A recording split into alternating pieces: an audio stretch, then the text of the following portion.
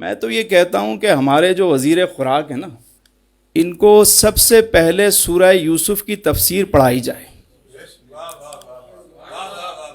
ہمارے وزیر خزانہ کو، وزیر خوراک کو منصب دینے سے پہلے سورہ یوسف کی تفسیر پڑھائی جائے کہ معیشت کو سدھارا کیسے جاتا ہے۔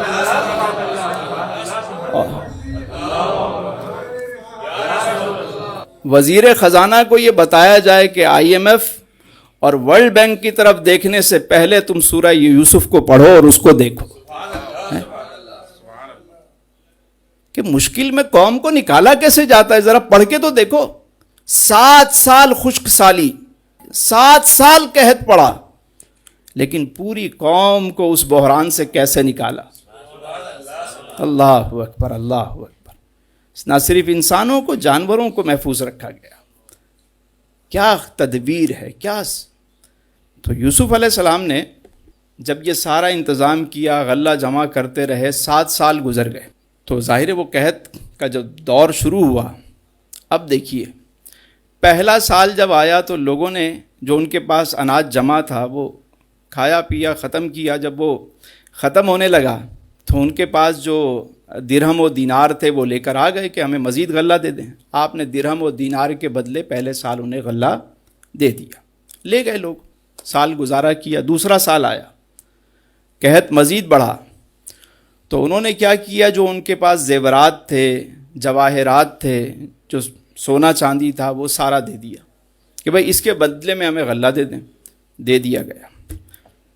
تیسرا سال آیا تو ان کے پاس جو مال مویشی تھے وہ سارے حکومت کو دے دیے، یوسف علیہ السلام کی ملکی ہے، اور کہا کہ ہمیں آپ غلہ دے دیں۔ آپ نے مال مویشی کے بدلے میں آپ نے انہیں غلہ دے دیا۔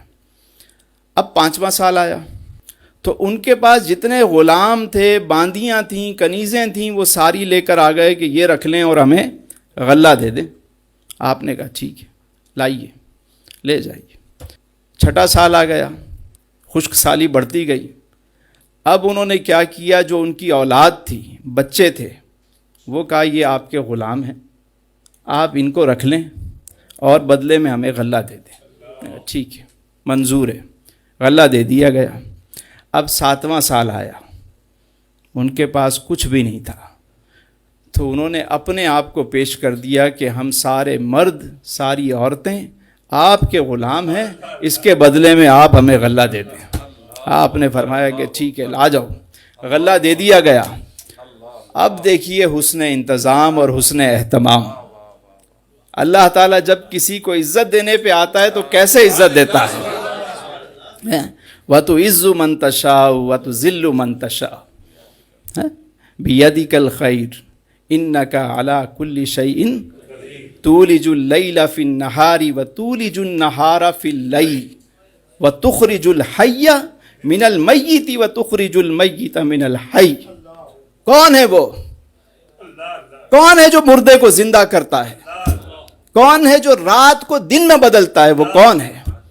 عزت دینے والا کون؟ ذلت دینے والا کون؟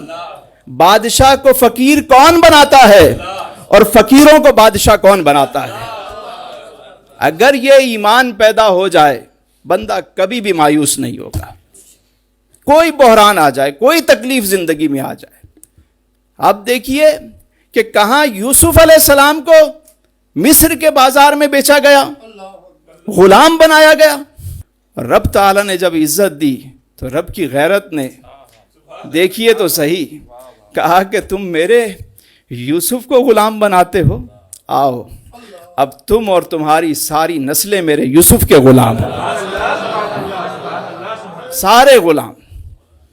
یہ اللہ تعالیٰ جب کسی کو عزت دیتا ہے تو اس طرح دیتا ہے، بلندیاں عطا کرتا ہے۔ اور پھر کریموں کا کرم دیکھیے، جب خشک سالی ختم ہوئی تو یوسف علیہ السلام نے سب لوگوں کو آزاد بھی کیا، ان کے املاک، ان کا مال و متاع سب ان کو واپس لوٹا دیا۔ یہ کریموں کا کرم ہوتا ہے، یہ اعلیٰ ظرف کا کردار ہوتا ہے۔ سب واپس لوٹا دیا، تم سب آزاد ہو، سب کو آزاد کر دیا۔ ان کا مال اسباب سب واپس لوٹا.